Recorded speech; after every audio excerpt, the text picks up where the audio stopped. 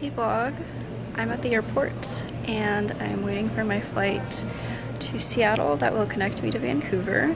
So this is my trip to Canada, like RAW Vancouver vlog. I had my show in Vancouver confirmed in January. I'm really excited to be going. There is pretty much no one at this airport right now. My flight is really early. It's currently 4:33 in the morning. My flight leaves at 6:15. It is totally dark outside. Like, there's no sun out. It's my flight. It's like, it's so early, nothing's open. So, like when I was checking in, so I'm used to flying Southwest, but Southwest doesn't fly to Canada, so I had to fly Delta.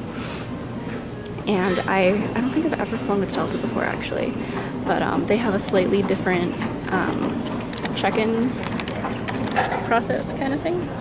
So I had the option to check in online, but I didn't really know how to do that. Like, it was asking me for my passport number, and I didn't have my passport with me at the moment. I mean, now I do, because I can't go anywhere without it. But I checked in at a kiosk, and it was a little, like, I didn't really know how to use the kiosk, and then I realized, like, it was missing this thing that was supposed to scan my passport, and it was just really weird, and whatever, but I figured it out.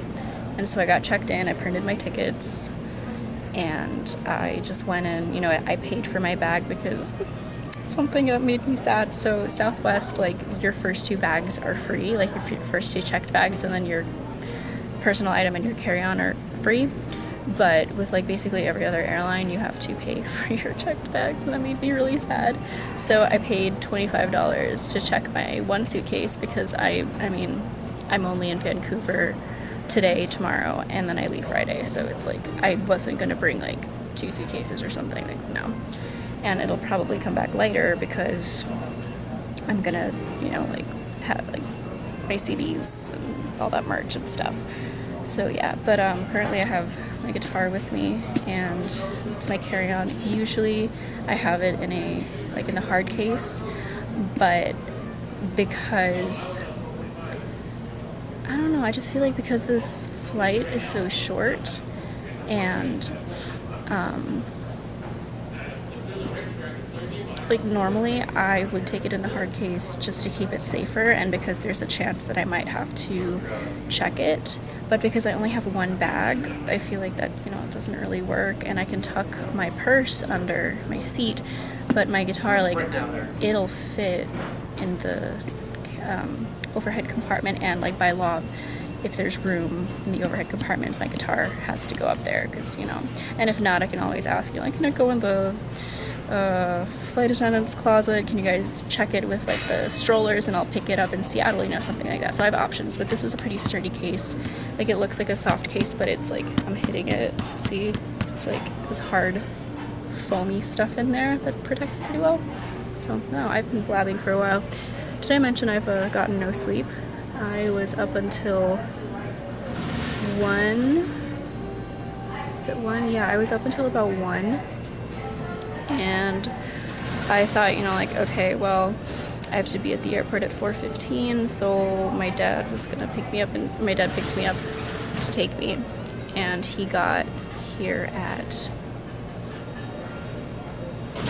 or he got to the apartment at 2:45, and I thought he was gonna get there at 3:30, so he, like, knocked, and I had to go get him, and I was just like, all right, I'm running off less than 2 hours of sleep, so I'm so tired. And they're just starting to open things up because it's so early. I've never been to an airport this early, ever. I'm so tired. I will update you when I get to Seattle.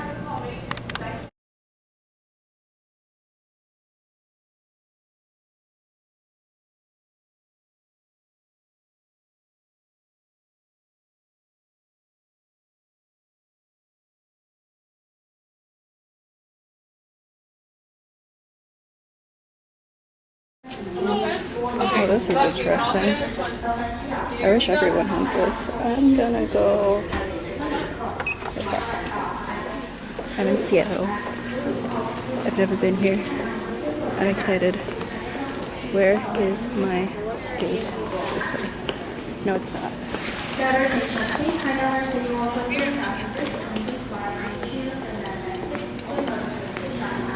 So I flew into Seattle like 15-ish minutes ago.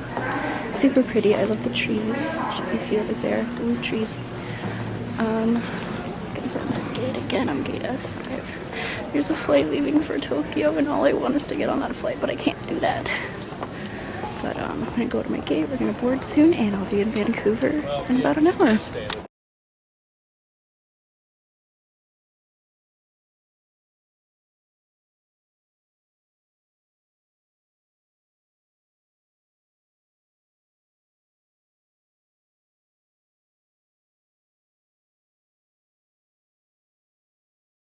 Hey guys, I'm in Canada now. Really happy. I'm exhausted. I'm running off less than 2 hours of sleep right now.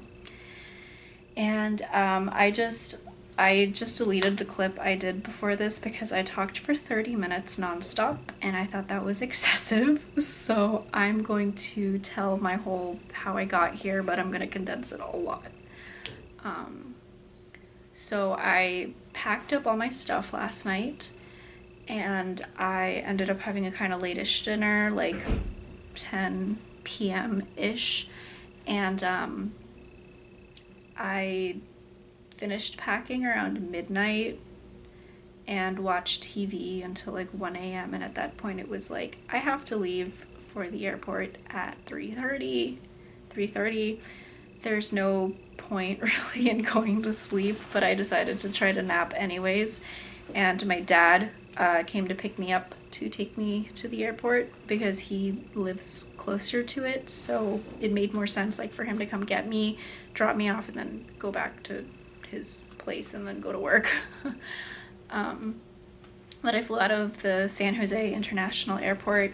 SFO is just too busy and hectic for me, and I love Oakland, but it's just so out of the way for both of my parents now. It doesn't make sense to fly out of there, so I flew out of San Jose and I got there so early. My flight left at 6:15, so I thought, okay, I'll need 2 hours for an international flight because domestic flights I usually give myself an hour and I'm fine. So I thought I'll get there at 4:15. I forgot that when it's like 3 in the morning, there's no one on the road. So my dad and I got there at 3:45. And I thought, you know, whatever. People fly red eyes. I'll just go check in. And I checked in at the kiosk, which was a little confusing because I was flying Delta and I've never flown Delta before. Or if I have, I wasn't by myself. And I didn't really know how the kiosk worked and it wasn't reading my passport and I was just confused. But I figured it out eventually and paid for my one suitcase because I'm so used to flying Southwest that doesn't charge for your suitcases, but or for your checked bags, but unfortunately other airlines do, so I had to pay for that. And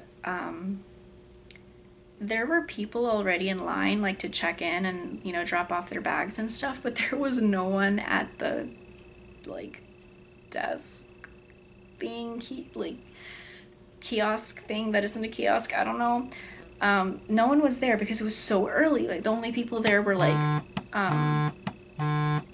so the only people there were either going to Seattle and then to Canada like me, or they were going to somewhere in Mexico. I think it was Cabo. And we were all just kind of waiting there like, why is no one here? But it was really early, so that's probably why. San Jose is a smaller airport, so that's probably why, you know, people weren't there yet. And someone finally arrived and we checked our stuff and went straight to security. And then no one was at security because TSA was just like clocking in for their morning shift, I guess. And security went by pretty fast. I've done security so many times, you know, it doesn't faze me.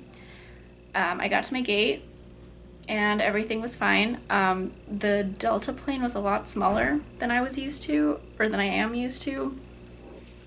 It made me a bit claustrophobic because it was 2 seats an aisle and then 2 seats, and I'm used to 3 seats an aisle and 3 seats, and it's a bigger aisle, and the overhead compartments were smaller. My guitar almost didn't fit.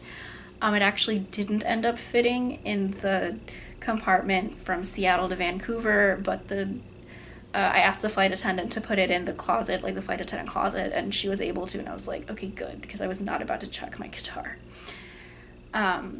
When I got to Seattle, that's when things got a bit hectic. So, Seattle's beautiful. Like, from what I saw, I have to come back. Oh my god, like evergreen trees everywhere, water, like people on boats. I need to go back. But once we got to Seattle, I looked at my boarding pass and it said that the flight left at 9:30, but boarding started at 8:35. And I was like, crap, I'm not used to something like a plane boarding that early. But then I thought, you know, maybe because it's international, and I haven't flown international in 6 years, so I didn't remember last time. But then I looked at my phone and it said it was 8:30 already, so I thought, like, crap, I have 5 minutes to get to my gate. Shoot. And I thought, you know, maybe because it's Delta, it's the same airline, they'll be right next to each other. Like, I'll just have to walk like 3 gates down or something. Nope, it was a completely different gate. So I had to get on a tram to get to like another gate section. So I was in section A and I had to go to section S or something like that. And I get there and there's a few people already, you know, waiting at the gate, and I think, you know, cool, I'll just chill here. But I found it very weird that it was past 8:35 and no one was boarding. There was actually no one even at the desk for the gate, like if you want to upgrade your seating or if you have questions or something, and there's usually a flight attendant there, like no one was there. That was weird. There was also no plane. That was the weirdest part. I was like, wait a second, where's the plane though? And it said the flight was on time and everything, so I was very confused. And then my dad called me and I explained all of this to him, and he thought it was really weird, like something was going on. And I told him, I'm not the only one at this gate, like I don't know what's going on.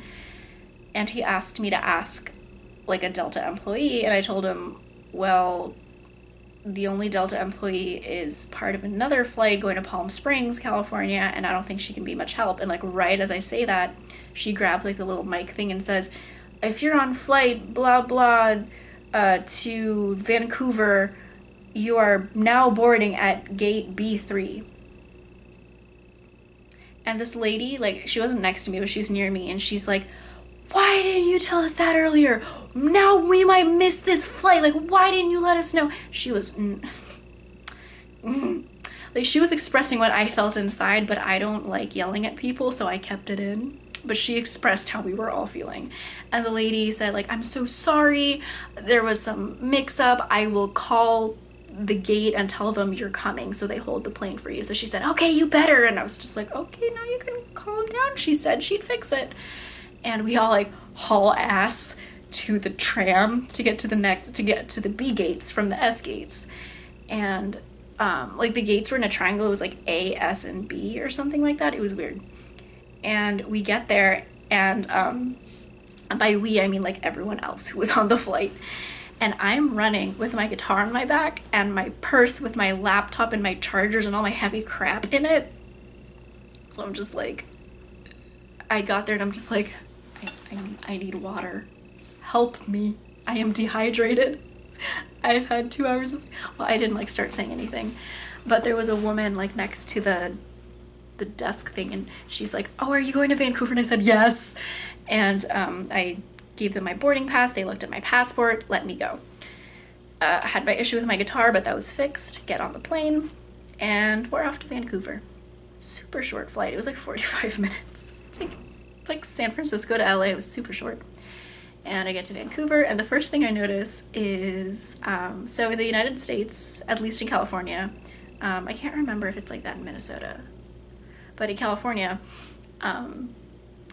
there'll be like things in English, and then below it'll be Spanish, because that's the most popular language or most spoken language in California after English is Spanish. I get to Canada and it's English and then it's French, and I'm like, what? But then I remember, like, duh, Quebec. So, and because, you know, Spanish and French are very similar, I could figure out, you know, like what most of the things said in French, so that was cool. I get to immigration and the line was super long. I was one of 7 flights that had just landed, like within like a 20-minute span, because they had them all listed. And so it was a flight from LA and a flight from Seattle, so 2 from the United States, 1 from Mexico, which was Mexico City, 3 from China, and 1 was from Beijing, 1 was from Qingdao, and 1 was from a city that I don't know how to pronounce the name because I don't speak Chinese well enough to know how to pronounce certain things, and I don't want to be rude and disrespectful because I feel like that's rude and disrespectful when you mispronounce things, so I'm not going to attempt it. And the 7th flight was from Tokyo. And I was just like, yes, because I want to go to Japan so bad. There was a flight actually leaving Seattle for Tokyo, and I was like, should I just hop on it? Maybe they have an extra seat. Yeah. Immigration took forever. Like, they had like 7 or 8 agents working, but there were a lot of us, so it went pretty slowly. And there was a daughter and her father in front of me, and they'd come from one of the cities in China, because I heard them speaking in Chinese. Like, I can differentiate. Like, there's a clear difference between Chinese and Japanese, also because I speak a little bit of Japanese. And I was like, nope, that ain't it. So they were speaking some Chinese in front of me, and they go up to the immigration officer, and like they'd filled out something wrong, like the declaration form wrong, so they had to like redo it. And another officer saw me just standing there, and I'm just like, because I was so exhausted at that point. Like, I wasn't annoyed with them in front of me, like, you know, that's not their fault that they messed up. That happens, you know, mistakes happen. But I'm just like, I'm tired, I'm in pain, I just want to go. And the guy calls me over, and then I got questioned a lot. Like, I've never in my entire 22 years of flying I've flown to Chile, but I was a 1.5 years old, so I don't remember that. I went to El Salvador and Guatemala when I was 6. I went to Guatemala again when I was 17. Oh, and before then I went to Australia and New Zealand when I was 14. And then, you know, coming to Canada when I'm 22. All those times I'd flown international, I had never been asked so many questions. Maybe because I was a minor the rest of the times. But because of my guitar, like, he started asking me, like, basically, I think he was trying to figure out why I was in their country to perform at a show without a work visa, which is completely valid. But the thing is, I wasn't being paid. I'm not being paid for this performance. I'm doing it for free. I'm allowed to sell merch, and I won't make enough money to, you know, pay taxes, because I'll be lucky if I make $10. Yeah, tax my $10. Thanks, Canada. So nice of you. Great neighbors. But, you know, I had to answer a ton of questions about, you know, like, why I was here to perform and like what I was doing. Like, I had to get super specific, and I just made it as clear as possible that, like, I was not a paid musician for this. Like, I was not touring, I was not doing anything of the sort. I was just performing at this showcase that was free to the public. Well, free to the public to attend, but you had to like pay to get in, if that makes sense. Like, it wasn't an exclusive, it's not an exclusive event, like anyone can go, you just have to pay to get in, kind of thing. But I got through that. My suitcase was the last one left on the Seattle like carousel, and I thought that was really funny. It was just like just going around by itself. I grab it, I exchanged my US cash for Canadian money because I do need change. And it's so, like, the money's so cool looking. It's so much prettier than like US money. US money's boring. Anyways, then I go out, and I am I'm trying to figure out how I'm gonna get to my hotel, because obviously I can't walk. Like, I'm in another city, and the Vancouver airport's like the Oakland airport in the sense that it's on an island. So it's like, I can't walk to my hotel. And I go up to this lady who was like at this information booth thing, and she was so sweet. Oh my god, sweetest person ever. Canadians, kind people. And she gave me a map of like Vancouver and the surrounding areas and told me how to get there. And so I ended up taking a train, like subway kind of thing. Like in the Bay Area, it was like taking a BART. In the Twin Cities, it was like taking the light rail. And I got there. It was really cheap too to get a ticket. Like, it was $9 Canadian, which in the US is like less than $7. And I paid with my credit card, and because I have notifications set with my phone and with my bank that if I make any international transactions, I get a text because, you know, maybe someone's gonna steal my credit card information and try to buy something in like France, I don't know. But I get texts about that. So they're like, you bought something in Canada. And I'm like, yeah, I did, thank you. And then I got off at this train station in the middle of downtown. There was a Nordstrom above it. And in the display, they had this pair of Doc Martens that I've wanted for years. I'm honestly debating going back and buying them. But I'm trying not to spend very much money on this trip. But then I was trying to figure out like how to get here, and I was looking at the map, and my phone, with my international plan, I can make calls internationally, but I can't use data. So I can't text or check social media or anything unless I'm on Wi-Fi. And this guy came up to me and gave me really good directions, and then he asked me for money because he let me know he was homeless. And I just thought that was really interesting because from what I've experienced in the United States, when someone who's homeless asks you for money, like they just ask you for money.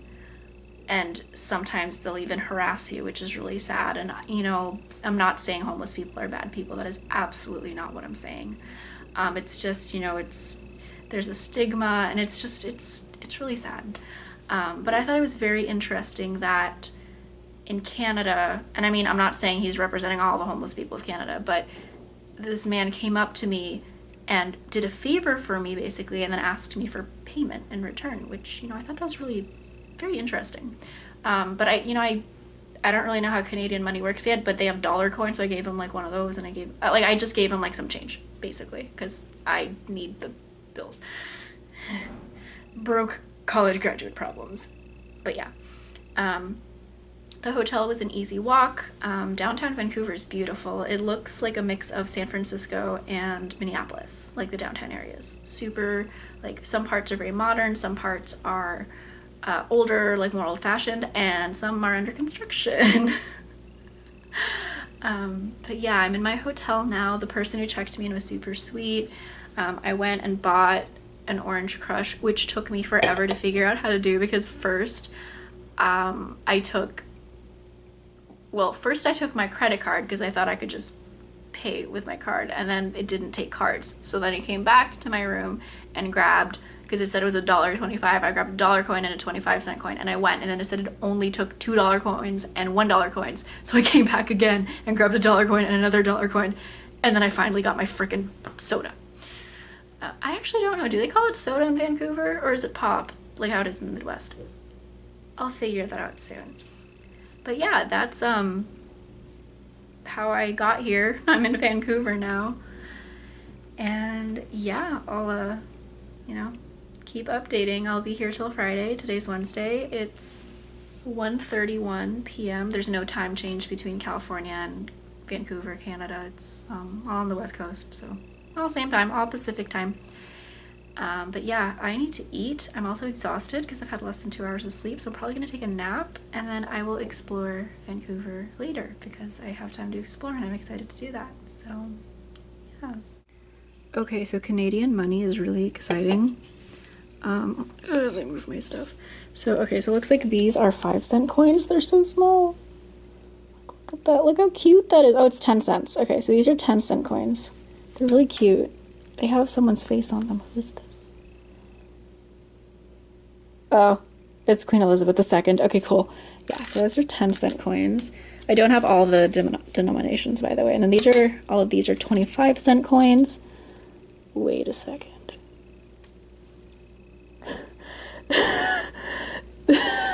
This is a US quarter. That's really funny.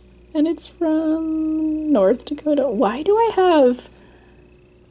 Okay, I have a US quarter apparently. That's funny. Okay, and then here are Canadian quarters. That's really funny. And then here's a dollar coin. And then here is a $2 coin. So that's exciting. And then with the bills, so here's a $5 bill. This is really... But look at this. Like, we don't have this in the United States. We have boring money. Like, this is exciting. And they also say, like, if you scratch it, I think if you scratch this part, it smells like maple syrup. I want to smell.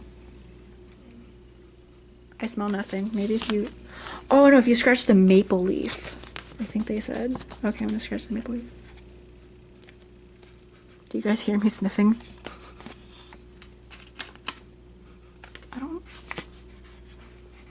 I don't smell anything. Maybe I can try like a newer looking bill. I want it to smell like maple syrup. Oh my.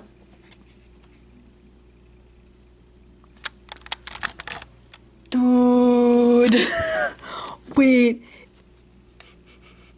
It kind of, oh my god, it does smell like, oh my god, they weren't lying. They weren't lying. Canada, you are too much. I love you already.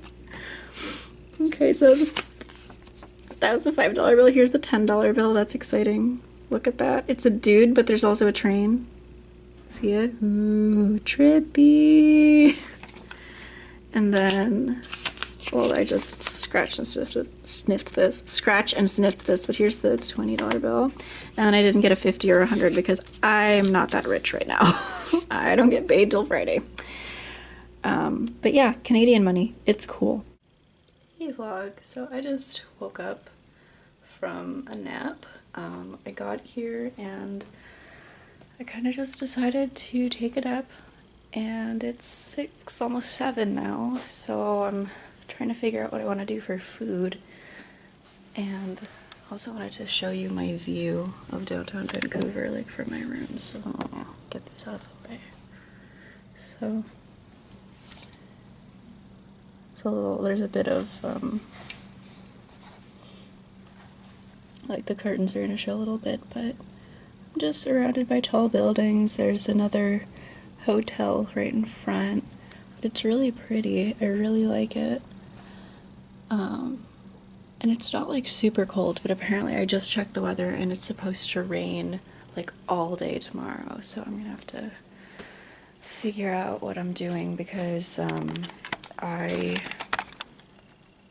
will probably have to take a taxi to the event center, like where I'm performing, because I can like I could walk, it's like 20 minutes, but if it's gonna be raining and it's gonna be cold rain, I don't want to do that. So I will have to figure out how to call a taxi. I'm also hungry. I haven't eaten in almost 24 hours. That's really not good. Like all I've had is a soda. Because I mean, you know, I got up really early to fly here and I'm tired, so I need to order food. So there's like a little binder they have that has like places to dine, so I don't know if I'm gonna like actually like leave the hotel and like go downtown and find something, or if I'll just order something in. It might be a little more expensive, but things are a bit cheaper here because of the currency exchange. So I might just, you know, order something in. And I also, you know, I want to be safe. I don't know this area very well and I don't want to like walk around and get lost and things. So yeah, just wanted to update you guys on that. I have to be at the event center in the afternoon. I think I have to be there by 3 or 3:30 for musicians. So I'm just gonna get everything ready and I'll be most likely taking a taxi. I could also take the SkyTrain, but that's gonna involve more walking, and the event ends kind of late. I perform at 7:45 in the evening, but the official event goes all the way until about 11:50 at night. And then there's going to be an after party until 2 in the morning, and I'm probably not going to stay behind for the after party just because I fly back the next day. I mean, luckily my flight isn't like super early in the morning, it's at 2 in the afternoon, but I need to calculate when I'm going to have to get to the train station. I'm probably going to leave my apartment at like 10:30 and then, or 10. I'll leave my apartment at 10 and then, you know, walk over to the train station, get to the airport, and figure all that out. And then I'm flying to LAX as my connection, so it's gonna be a long flight. Ew. And I have a layover in LA for 3 hours, which makes sense because I'll have to go through immigration, and US immigration is really intense. So, well, I mean, I'm a citizen, so obviously I won't have issues. Like, I was born in the United States. I'm a citizen. Thank you. But still, like, you know, security measures have been upped. I have my guitar, which makes people a little uneasy because, duh, there's a guitar in it. But people make jokes like, oh, is there a shotgun in there? Like, it's whatever. But, yeah. All right. My camera's almost out of battery. So I'm gonna go ahead and charge this. I'm also gonna delete some earlier clips like from other videos that are on here because I'm realizing they're taking up space and I want to be able to vlog this entire trip like using this camera and not my phone because I don't want to use up memory on my phone even though it has like 64 gigs. So yeah, I'm gonna figure out where to get food. I might vlog later tonight, I don't know, but I will be uploading a video. It's my music updates videos, like my music update video, just talking about what I'm doing in 2017 regarding music. And I also need to go on Reverb Nation and my Facebook page to Bands in Town and update my show schedule because I have confirmed 2 new shows. I'm excited. One is in Ben Lomond, which is a town like north of Santa Cruz, like in the mountains. And the other one is I'll be a featured open mic performer at a venue in Sacramento. So I need to go and put those on my schedule so people can know. So if you guys are in the Santa Cruz or Sacramento areas, I will be there in April for Sacramento and May for Ben Lomond. So yeah. All right, don't want this camera to die, so I'm gonna go and charge it and talk to you guys later.